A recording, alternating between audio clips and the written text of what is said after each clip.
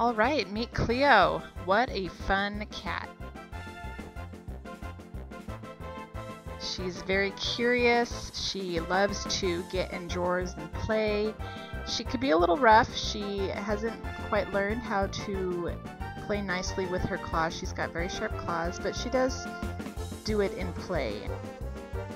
For that reason, if she goes to a home with children, they need to be old enough to understand how to deal with her gently. Otherwise, she loves attention and she will prance about asking for you to rub her ears, scratch her neck, and simply play with her.